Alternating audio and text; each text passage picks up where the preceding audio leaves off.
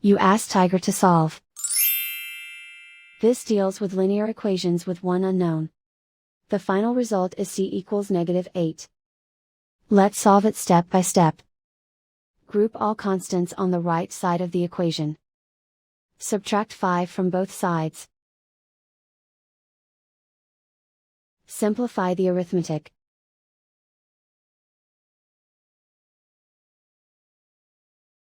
Isolate the c. Multiply both sides by 2. Group like terms. Multiply the coefficients. Simplify the fraction.